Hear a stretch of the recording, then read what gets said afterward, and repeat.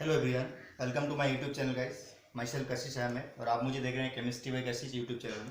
तो हमने एक ऑर्गेनिक केमिस्ट्री का एक बेहतरीन सीक्वेंस शुरू किया है, सीरीज शुरू किया है, जिसमें हमने पहले लेक्चर ऑलरेडी डाल दिए हैं। तो पहले लेक्चर में हमने पढ़ाया था आपको introduction of organic chemistry, organic chemistry क्या होता है, ऑर्गेनिक कंपाउंड्स क्या होता है, वो बनते कैसे हैं। उसके बाद हमने पढ़ाया था आपको हिस्ट्री अबाउट ऑर्गेनिक केमिस्ट्री, मतलब ओरिजिन कहाँ से था ऑर्गेनिक केमिस्ट्री में। तो आपको मैं पहले एक सवाल से शुरू करता हूँ, लास्ट क्लास में जो पढ़ाया था, फिर वो मैं अगला वाला पार्ट आपको पढ़ाने वाला हूँ। पहला, अगर कहीं सवाल में आपको पूछा जो which of the flowing first main synthesis organic compound, मतलब कौन सा ऑर्गेनिक कंपाउंड पहले लैब में बनाया गया था, तो आप बोलोगे यूरिया। हम बोलेंगे बिल्कुल सही है। यूरिया का फॉर्मूला तो आप जानते ही हैं, क्या होगा, NH2CO this is the first synthesis organic compound in lab. And second के बात करें तो होगा एसिडिक एसिड CH3COOH, इसमें सेकेंड। एंड थर्ड अगर बोले तो क्या होगा, मीथेन। क्या होगा, मीथेन। ठीक है, तो इसको किसने सिंथेसिस किया, बोलार ने। इसको किसने किया था, कोलबेस ने। और इसको किसने किया था, बर्थिलो ने। ओके, तो इस तरह क्वेश्चन आ सकता है। अब अगर मैं नेक्स्ट क्वेश्चन का बात करूँगा इस, तो यहाँ से मैं इसको मिटाता हूँ ताकि मैं आपको एक नेक्स्ट क्वेश्चन करा पाऊँ, फिर आपको मैं अगला वाला पार्ट पढ़ाता हूँ। अब आपको मैं और एक क्वेश्चन बोलता हूँ। आपका क्वेश्चन है which of the following is not a organic compound, कौन सा है जो ऑर्गेनिक कंपाउंड में काउंट किया नहीं जाता। या फिर मैं बोलूँ आइडेंटिफाई द ऑर्गेनिक कंपाउंड्स और इनऑर्गेनिक कंपाउंड्स। जो एग्जांपल मैंने पहले दिया CO2 ऑप्शन में, फिर आपको दिया CO, फिर दिया आपको CH4, फिर दिया आपको C2H6। ये क्वेश्चन है चल रहा है आपका, जो कौन सा ऑर्गेनिक कंपाउंड है और कौन सा इनऑर्गेनिक है आपको बोलना पड़ेगा। तो देखो CO2, CO, CH4, C2H6, फिर मैं दिया आपको NaHCO3, फिर मैंने आपको दिया CH3, CH2OH। तो ये सब एटसेट्रा, इनमें से कौन सा कंपाउंड ऑर्गेनिक है। या फिर मैं और फिर दे देता हूँ एक KCl, अब देता हूँ एटसेट्रा। तो इनमें से कौन सा कंपाउंड ऑर्गेनिक है और कौन सा इनऑर्गेनिक है। तो बोलोगे कार्बन डाइऑक्साइड इनऑर्गेनिक है। क्यों, क्योंकि यहाँ कार्बन है, हाइड्रोजन नहीं है। ऑर्गेनिक कंपाउंड होने के लिए कार्बन होना चाहिए और एटलीस्ट 1 हाइड्रोजन होना चाहिए। तो ये इनऑर्गेनिक कंपाउंड है, ये भी इनऑर्गेनिक कंपाउंड है। ये देखो कार्बन भी हाइड्रोजन भी है। Methane organic compound, ethane organic compound है। ये किसी कोई भी मेटल का अगर सॉल्ट है, याद करना, कोई भी मेटल का सॉल्ट वो भी ऑर्गेनिक नहीं होता, क्या होता है, इनऑर्गेनिक। बोलोगे सर यहाँ कार्बन भी हाइड्रोजन है, बट एक क्या है, मेटल का सॉल्ट है, बाइकार्बोनेट। बाइकार्बोनेट कभी भी क्या नहीं होता, ऑर्गेनिक कंपाउंड नहीं होता। ठीक है ना, भले इसमें कार्बन भी हो हाइड्रोजन भी हो।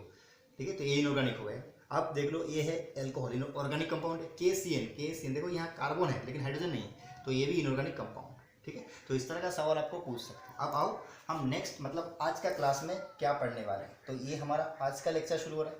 आज का लेक्चर में हम कंटिन्यू करने वाले हैं अगला वाला पार्ट, जो लास्ट क्लास में पढ़ाया था उससे अगला वाला। अब मैं फिर बोल रहा हूँ आपको, मेरा कोई जल्दी नहीं है, मैं धीमे धीमे से आपको बहुत ही बारीकी से पढ़ाऊँगा। जो पढ़ाऊँगा उससे क्या क्या सवाल आ सकता है वो भी करा दूँगा। ठीक है, तो मैं जल्दी थोड़ा करने के लिए, ताकि आप कम सम टाइम में आप ज़्यादा कर पाएँ, इसलिए मैंने कुछ पॉइंट लिख के रखा है। ठीक है, मैं इसको समझाते जाऊँगा और इसका PDF आपको डिस्क्रिप्शन में मैं देते रहूँगा। तो PDF आप डिस्क्रिप्शन में देख लो, डाउनलोड कर लो। कोई दिक्कत है तो मुझे फिर कॉन्टैक्ट कर लो, कोई दिक्कत नहीं है उसके। ओके, आओ देखते हैं क्या। तो मैंने बताया था कल आपको, अगर आपको याद है तो देख लो, मैंने बताया था आपको, अगर ऑर्गेनिक कंपाउंड की हम बात कर रहे हैं तो ऑर्गेनिक कंपाउंड में 2 चीज़ होता है जो एसेंशियल होता है, मतलब ये दोनों एलिमेंट होना ही चाहिए। बाकी मैं एलिमेंट का बात किया था, जैसे मान लो ऑक्सीजन, सल्फर, नाइट्रोजन, उसके बाद क्या था, हेलोजन, है ना, ये सब एटसेट्रा।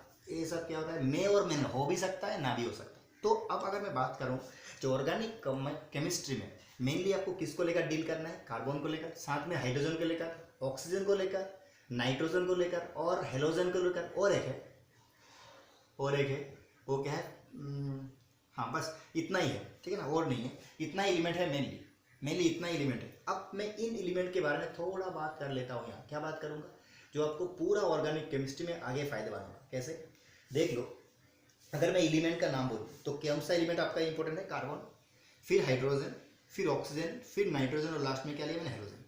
तो ये 4-5 देखो, 5 एलिमेंट, देखो 5 एलिमेंट आपका ज़िंदगी में क्या होगा, हमेशा ऑर्गेनिक में ही आएगा। ऑर्गेनिक में ये 5 एलिमेंट को छोड़कर आपको बाकी कोई भी एलिमेंट दिखाई यहाँ नहीं देगा। सल्फर हो सकता है कभी कभी, लेकिन सल्फर का केमिस्ट्री ऑर्गेनिक में नहीं है। ओके, क्लियर है। तो कार्बन का है, हाइड्रोजन का है, ऑक्सीजन आ सकता है, नाइट्रोजन आ सकता है, और क्या आ सकता है, ये दोनों तो फिक्स्ड है, ये दोनों फिक्स्ड है। ऑक्सीजन हो सकता है, इसके साथ नाइट्रोजन हो सकता है, हेलोजन हो सकता है, तो इन पांचों एलिमेंट के बारे में हमें क्या करना है, मेनली डिस्कस करना है, ठीक है ना। तो मैं आपको बोल रहा हूँ इन पांचों एलिमेंट को आपको हमेशा कैसे याद करना है, इनका वैलेंस शेल में इलेक्ट्रॉन कितना होता है। तो मैं बोलूँ आपको कार्बन का वैलेंस शेल में कितना इलेक्ट्रॉन, 4। वैलेंस शेल का मतलब जो लास्ट सेल है ना, तो 4 इलेक्ट्रॉन होता है। हाइड्रोजन का कितना होता है 1, हेलोजन का कितना, सॉरी ऑक्सीजन का कितना होता है वैलेंस में 6, ठीक है। और बताओ नाइट्रोजन का कितना होता है वैलेंस शेल में 5 इलेक्ट्रॉन, और हेलोजन का कितना होता है 7। तो ये वैलेंस शेल में इलेक्ट्रॉन। अब मैं बोलूँ आपको डॉट फार्मूला क्या होता है। मान लो एक कार्बन लिया, बस वैलेंस शेल का जो इलेक्ट्रॉन है वो लिख दो, कितना 4, 1 2 3 लिख दिया मैंने। हाइड्रोजन कितना 1, ऑक्सीजन कितना देखो 6। तो मैंने क्या किया, दो पेयर बना दिया। देखो 2 इलेक्ट्रॉन को एक साथ रखा, देखो 2 इलेक्ट्रॉन इधर 2 इलेक्ट्रॉन एक साथ रखा, और एक इलेक्ट्रॉन क्या रखा, सिंगल रखा। तो इस तरह होता है डॉट फार्मूला इसका। अब बताओ नाइट्रोजन, देखो 2 इलेक्ट्रॉन एक साथ रखा और 3 इलेक्ट्रॉन को अलग अलग करके रखा, तो इसको बोलते हैं लोन पेयर और इसको बोलते हैं फ्री इलेक्ट्रॉन। देखो जो पेयर में है एक साथ है 2, उसको बोलते हैं लोन पेयर, और जो अकेला है उसको बोलते हैं फ्री इलेक्ट्रॉन। क्या बोलते हैं, फ्री इलेक्ट्रॉन। तो बताओ यहाँ हाइड्रोजन के पास 1 फ्री इलेक्ट्रॉन है, कार्बन के पास 4 फ्री इलेक्ट्रॉन है, ऑक्सीजन के पास 2 फ्री इलेक्ट्रॉन है, और 2 क्या है लोन पेयर है। नाइट्रोजन के पास 1 क्या है लोन पेयर है और 3 फ्री इलेक्ट्रॉन है। अब बताओ हेलोजन, एक्स मतलब हेलोजन, 1 है लोन फ्री इलेक्ट्रॉन और 3 है 1 2 3, 3 पेयर क्या है लोन पेयर है, 3 pair lone pair, 3 pair lone pair. बात को समझो और आगे बढ़ो। तो स्ट्रक्चर अगर मैं बात करूँ तो देखो यही कार्बन का बात करूँ तो इसका कितना अनपेयर्ड इलेक्ट्रॉन है 4, तो ये मैक्सिमम कितना बॉन्ड कर सकता है 4 बॉन्ड कर सकता है। जैसे मान लो 1 2 3 4। अब ये 4 बॉन्ड ऐसा भी हो सकता है सिंगल बॉन्ड, चारों सिंगल, या फिर एक डबल 2 सिंगल, या फिर एक ट्रिपल 1 सिंगल, ऐसा भी हो सकता है। लेकिन याद रखना 4 डॉट इलेक्ट्रॉन है, तो 4 से ज़्यादा बॉन्ड है कभी नहीं बनाएगा। अब मैं बात करता हूँ हाइड्रोजन। अब बताओ हाइड्रोजन का तो एक ही बॉन्ड है, तो कैसे बॉन्ड बनाएगा, बोलो तो ऐसे बनाएगा, एक ही बॉन्ड बनाया। अब मैं बात करूँ ऑक्सीजन का, तो ऑक्सीजन का कितना फ्री इलेक्ट्रॉन था 2 2 2 2, तो कितना बॉन्ड बनेगा 2। तो ये दोनों सिंगल हो सकता है या फिर एक डबल हो सकता है, 2 सिंगल हो सकता है या फिर एक क्या हो सकता है डबल। बस इस बात को समझो और आगे बढ़ो। देखो फिर नाइट्रोजन बताओ, नाइट्रोजन के पास 1 लोन पेयर 3 फ्री इलेक्ट्रॉन, तो ये मैक्सिमम कितना बॉन्ड बनाएगा यहाँ 3 ऑर्गेनिक में, ठीक है। बॉन्ड कम होगा ज़्यादा होगा 4 से आएगा, उसके बाद हम नहीं कर रहे हैं, बस नॉर्मली बात करें 3 फ्री इलेक्ट्रॉन तो कितना बॉन्ड बनाया 3, तो तीनों सिंगल हो सकता है या फिर एक डबल एक सिंगल या फिर एक ट्रिपल हो सकता है, ओके। अब आओ हेलोजन। अब देख लो हेलोजन का कितना इलेक्ट्रॉन है फ्री, एक ही, तो एक ही बॉन्ड बनाएगा। मैं फिर बोलता हूँ आपको, आपका ऑर्गेनिक के साथ आपका लेना देना है, आपका उठना बैठना है, तो आपको मेनली देखो चोको CHO चोकोनेक्स, ऐसा ही याद करो, चोको CHO मतलब ये 3 एलिमेंट NX चोकोनेक्स। बस आपका जिंदगी में ऑर्गेनिक के लिए काम में आएगा चोकोनेक्स, मतलब कार्बन के बारे में पढ़ना है, choco CHO carbon hydrogen oxygen, next NX। तो ये 5 एलिमेंट आपका जिंदगी में ऑर्गेनिक में हेल्प करेगा। तो 5 एलिमेंट के बारे में हमने क्या क्या जान लिया, मैं बोलता हूँ वैलेंस शेल में इलेक्ट्रॉन कितना है, फिर डॉट फार्मूला कैसे होता है, और स्ट्रक्चर वो कैसे बनाता है, मतलब कौन कितना बॉन्ड करके जुड़ सकता है। कार्बन 4 के 4 सिंगल कर सकता है, एक डबल 2 सिंगल कर सकता है, एक ट्रिपल 1 सिंगल कर सकता है। मैं बात करूँ नाइट्रोजन का, 3 अनपेयर्ड इलेक्ट्रॉन, 3 अनपेयर्ड या फिर बोलो फ्री इलेक्ट्रॉन, अनपेयर्ड या फिर फ्री, ये तो पेयर्ड है। पेयर्ड इलेक्ट्रॉन का हम क्या बोलेंगे बोलो, मैंने अभी बोला क्या बोलेंगे लोन पेयर, लेकिन यहाँ कितना है 3 इलेक्ट्रॉन है, और 3 इलेक्ट्रॉन को क्या बोलेंगे फ्री इलेक्ट्रॉन। बताओ मेरे साथ फ्री इलेक्ट्रॉन बताओ, तो 1 2 3 फ्री इलेक्ट्रॉन हुआ, तो 3 बॉन्ड सिंगल कर सकता है या फिर एक डबल एक सिंगल, या फिर तीनों एक ही क्या ट्रिपल, तो बाकी कोई बॉन्ड होने का चांस बिल्कुल नहीं। हेलोजन एक ही बॉन्ड बनाया। अब मैं आपको बताता हूँ जो हमने जितना भी चोकोनेक्स लिया इनमें से कार्बन क्या है मोस्ट इंपॉर्टेंट एलिमेंट है। क्यों, क्योंकि ऑर्गेनिक केमिस्ट्री का बात करें तो कार्बन का ही केमिस्ट्री बोलते हैं, क्योंकि हर एक ऑर्गेनिक कंपाउंड में कार्बन क्या है कॉमन, कार्बन होना ही चाहिए। अब मैं बात करता हूँ कि दुनिया में जितना भी हम कंपाउंड देखते हैं, दुनिया में जितना कंपाउंड हम देखते हैं, फिर एक बार दुनिया में हम जितना कंपाउंड देखते हैं उनमें से देख लो, मैंने लिख दिया यहाँ ऑर्गेनिक कंपाउंड्स अगर हम काउंट करें तो 20 लाख 20 लाख से ज़्यादा होता है, हो ना, कितना 20 लाख से ज़्यादा होता है। बाकी कंपाउंड क्या हुआ, इनऑर्गेनिक कंपाउंड, वो कितना होता है लगभग 1 लाख से ज़्यादा या फिर उसके आसपास हो जाता है। अब बताओ रेशियो कितना है, तो आप समझदार हो, रेशियो बोल सकते हो 20:1, मतलब ऑर्गेनिक कंपाउंड के 90 टाइम्स ज़्यादा है किससे, इनऑर्गेनिक कंपाउंड से। अब बोलो ऑर्गेनिक कंपाउंड्स 90 टाइम्स ज़्यादा है, मतलब ऐसा कंपाउंड बनेगा जिसमें कार्बन रहेगा, वो कितना होगा 20 लाख। अब बोलो ये क्यों होता है, अगर किसी के पास ऐसा कोई भी स्पेशल प्रॉपर्टी नहीं होता, फिर बोल रहा हूँ, अगर कोई भी एलिमेंट के पास स्पेशल प्रॉपर्टी नहीं होता तो क्या वो इतना कंपाउंड बनाने में सक्षम होता, बिल्कुल नहीं होता। इसका कंपाउंड बना नहीं पाता, तो हम क्या बोल सकते हैं, कार्बन लगभग 20 लाख से ज़्यादा कंपाउंड बना रहा है, इसका मतलब क्या है? इसका मतलब ही है जो क्या है, कार्बन के पास क्या है, स्पेशल कुछ ना कुछ प्रॉपर्टी जरूर है। और हमने ऑर्गेनिक कंपाउंड बोला, मतलब क्या है, कार्बन का कंपाउंड्स है ना। तो हमने बताया आपको, यहाँ फिर एक बार बता रहा हूँ, जो ऑर्गेनिक कंपाउंड्स मेनली कार्बन का कंपाउंड्स, तो कार्बन का कंपाउंड्स कितना होता है, 20 लाख से ज़्यादा। अब मैं एक छोटा सा एग्जाम्पल दूँ, शायद आप लोगों ने ये फिल्म आया था, अभी भी हमने बहुत देखा, सुपरमैन टाइप का फिल्म, हम इंडियन फिल्म की बात करें, जैसे कि आपको रोबोट आया था, तो उसमें रजनीकांत ने क्या कर रहा था, लगभग 100 आदमी का काम एक एक में कर रहा था, अकेला कर रहा था। तो ये कब कर रहा था, जब उसके अंदर 100 आदमी का काम करने का फीचर्स था, है ना। तो यहाँ अगर मैं बात करूँ, कार्बन एक रजनीकांत है, सुपरमैन है, तो इसके पास क्या 20 लाख कंपाउंड बनाने का फीचर्स होना चाहिए। अगर है तो ही ये क्या करेगा, इतना कंपाउंड बनाएगा, ठीक है ना। तो इसके पास है इतना फीचर्स ताकि इतना कंपाउंड बना सकता है। आओ देखते हैं इसके बाद हमने क्या पढ़ा। तो आओ, हमने बोला अभी आपको, जो कार्बन 20 लाख से ज़्यादा कंपाउंड बनाता है। आप बोलो सवाल क्या है, why carbon is can form more than 20 lakh organic compounds, carbon क्यों इतना कंपाउंड बनाता है। तो मेनली अगर मैं रीज़न बोलूँ आपको, तो कार्बन का मेनली आपको 2 रीज़न पढ़ाया जाता है, एक तो कैटनेशन है और एक क्या है आइसोमर। यही मेनली 2 रीज़न होता है जो आपको बुक में भी है, जो मेनली पढ़ाया जाता है। लेकिन अगर मैं बोलूँ आपको, तो ये सिर्फ 2 रीज़न नहीं है, कार्बन क्या 20 लाख कंपाउंड बनाने के लिए सिर्फ ये 2 रीज़न नहीं होता है, और भी बहुत सारे रीज़न है मेरे भाई। तो देखो क्या क्या रीज़न है।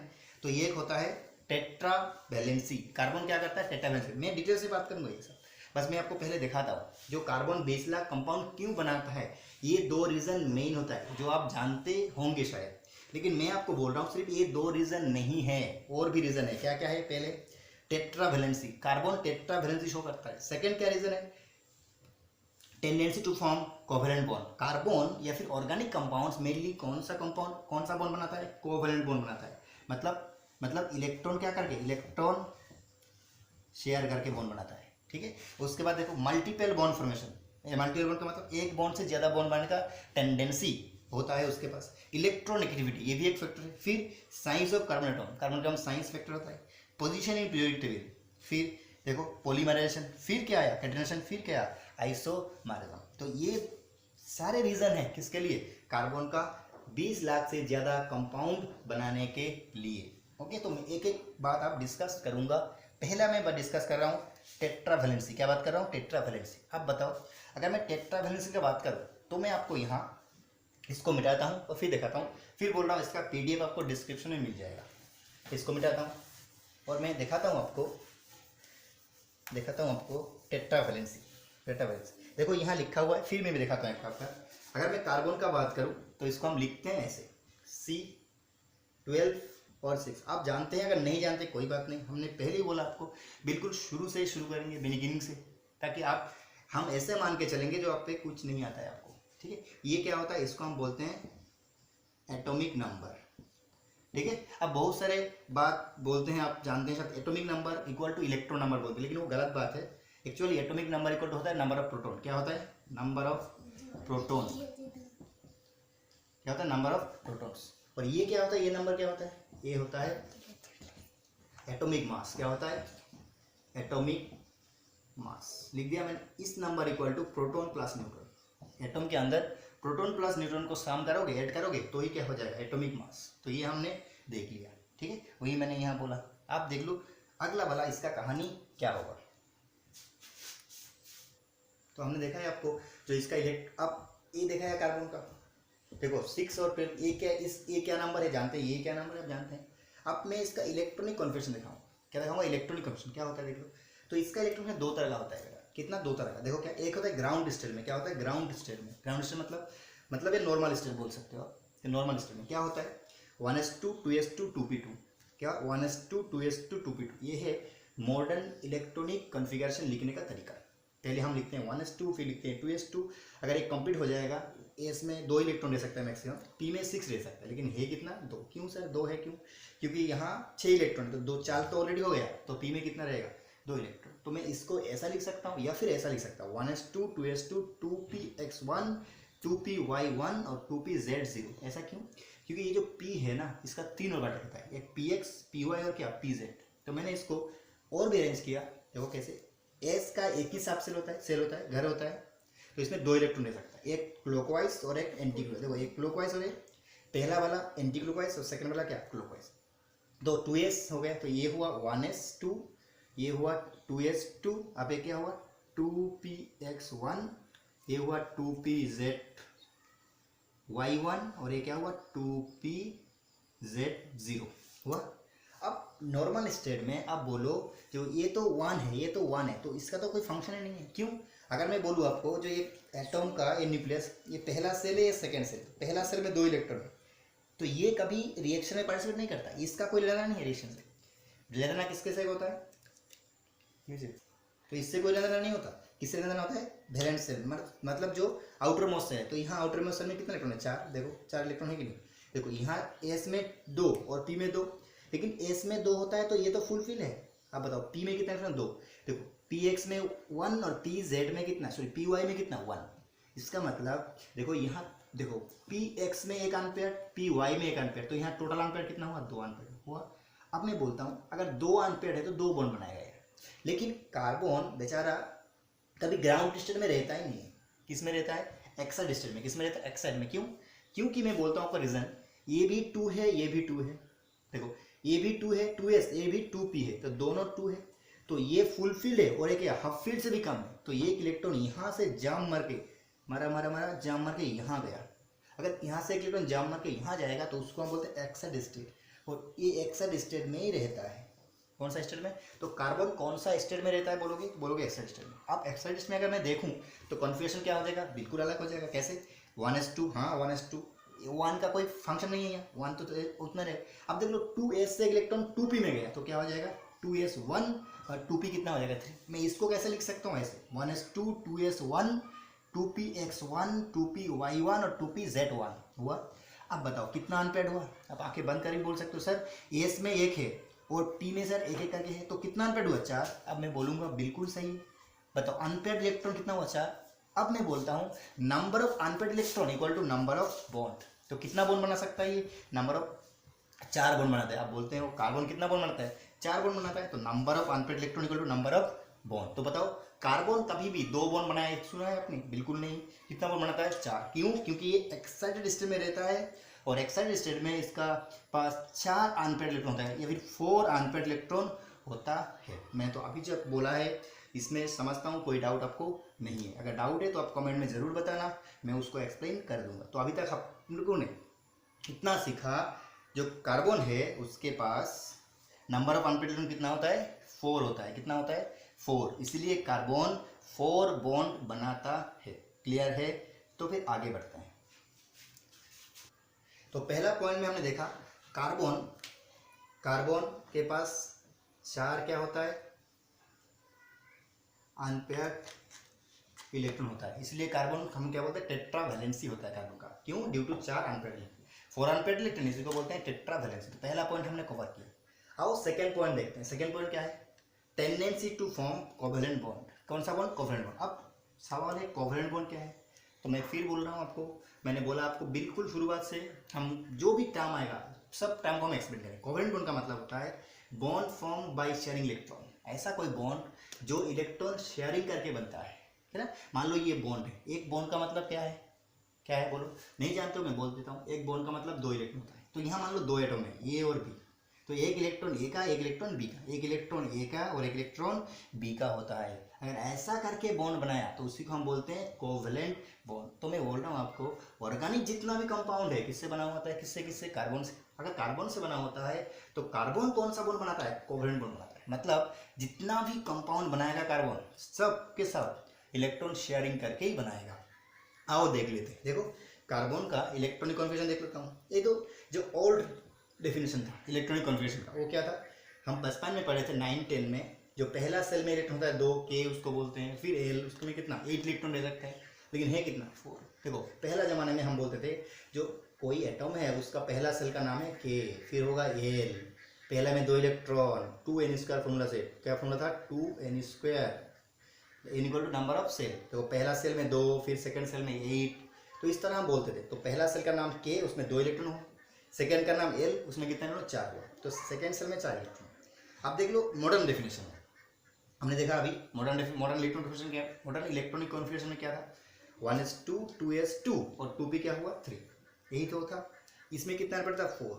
अब बताओ अगर वैलेंस शेल में 4 इलेक्ट्रॉन है तो ऑक्टेट कंप्लीट करने के लिए हम जानते हैं ऑक्टेट क्या होता है, जो हर एक एटम चाहता है अपने वैलेंस शेल में 8 इलेक्ट्रॉन करना। अब बताओ कार्बन का वैलेंस शेल में कितना इलेक्ट्रॉन है 4, तो ये कितना इलेक्ट्रॉन करना चाहता है 4 इलेक्ट्रॉन और लेना चाहता है या फिर देना चाहता है। ऑक्टेट करने के लिए क्या करना पड़ेगा इसको 4 और इलेक्ट्रॉन लेना पड़ेगा या फिर 2 इलेक्ट्रॉन 4 इलेक्ट्रॉन देना पड़ेगा।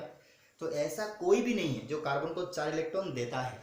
अगर कार्बन को किसी ने 4 इलेक्ट्रॉन नहीं दिया तो ये भी कार्बन किसी को 4 इलेक्ट्रॉन नहीं देता। इसका मतलब कार्बन ना ही इलेक्ट्रॉन देता है ना ही इलेक्ट्रॉन किसी से लेता है। अगर देता भी नहीं है लेता भी नहीं है तो क्या नहीं बनेगा कभी C+4 भी नहीं बनेगा, C-4 भी नहीं। कैसे, अगर दे रहा है कितना 4 इलेक्ट्रॉन तो +4, दे रहा है तो +4, ले रहा है तो क्या बनेगा -4। लेकिन ऐसा कभी होता नहीं, नेवर फॉर्म, ऐसा कभी बनता ही नहीं। इसीलिए अगर प्लस माइनस का कहानी नहीं आया तो आयनिक कंपाउंड का बात भी नहीं आएगा। तो आयन मतलब क्या, प्लस माइनस बनना। तो बताओ कार्बन कभी भी आयनिक कंपाउंड नहीं बना पाया। क्यों बोलोगे, जो कार्बन का वैलेंस शेल में 4 इलेक्ट्रॉन है, अगर 4 इलेक्ट्रॉन है तो इसको 4 इलेक्ट्रॉन का जरूरत है, या फिर ये 4 इलेक्ट्रॉन लॉस करेगा या फिर गेन करेगा। लेकिन कार्बन ना ही 4 इलेक्ट्रॉन 4 इलेक्ट्रॉन गेन करता है ना ही लॉस करता है। इसका मतलब लॉस नहीं करता है मतलब 4 नहीं +4 नहीं बनाता, गेन नहीं कर पाता है मतलब -4 नहीं बनाता। नेवर फॉर्म मैंने लिख दिया। अगर ऐसा नहीं होता तो फिर क्या होता, कार्बन कभी आयनिक कंपाउंड नहीं बना पाता। कौन सा कंपाउंड नहीं बना पाता, आयनिक कंपाउंड नहीं बना पाता। अगर आयनिक कंपाउंड नहीं बना पाएगा तो हमेशा कार्बन कौन सा कंपाउंड बनाएगा, कोवैलेंट बॉन्ड से कोवैलेंट कंपाउंड बनाएगा।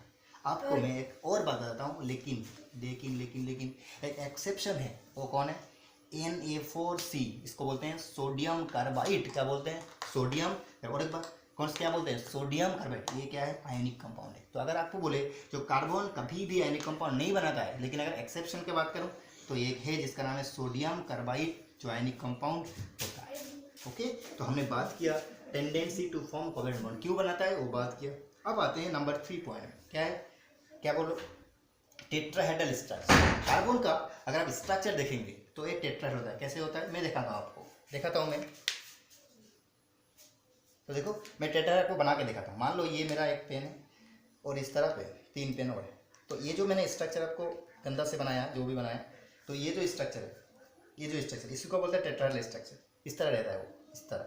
मतलब एक कार्बन बीच में है और एक बॉन्ड ऊपर, इधर है। इसको बोलते हैं टेट्राहेड्रल स्ट्रक्चर ऑफ कार्बन। ठीक है, टेट्राहेड्रल स्ट्रक्चर, इस अरेंजमेंट को हम क्या बोलते हैं, टेट्राहेड्रल अरेंजमेंट। तो ये कार्बन का जो टेट्राहेड्रल अरेंजमेंट है, इसीलिए भी क्या होता है, कार्बन बहुत सारा कंपाउंड, मतलब 20 लाख से ज़्यादा कंपाउंड बनाने का ये भी एक रीज़न है जो मैंने यहाँ दे दिया।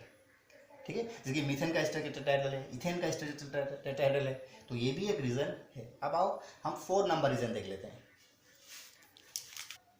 तो अभी हम नंबर 4 रीज़न देखेंगे। तो ये 4 से बाकी जो रीज़न है ये मैं आपको नेक्स्ट वीडियो लेक्चर में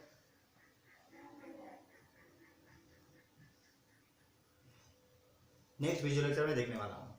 उतना लिखूंगा मैंने अभी, क्या नेक्स्ट डे हम नेक्स्ट जो वीडियो लेक्चर आएगा उसमें हम कंटिन्यू करेंगे। आपको मैं और एक बात बता देता हूँ फिर एक बार, जो आपको कोई दिक्कत है तो मुझे आप इस नंबर पे कांटेक्ट कर सकते हैं, कोई भी दिक्कत। और हर एक वीडियो लेक्चर का जो मैं बोर्ड में पढ़ाता हूँ, व्हाइट बोर्ड में, उसी का मैं PDF बिल्कुल फ़ोटो खींच के मैं PDF वहाँ डाल देता हूँ। तो आपको कोई दिक्कत नहीं है लिखने का, PDF में आपका क्या मिल जाएगा, बिल्कुल यही नोट्स मिल जाएगा। ओके, तो उम्मीद करता हूँ आपको आज का लेक्चर समझ में आ गया।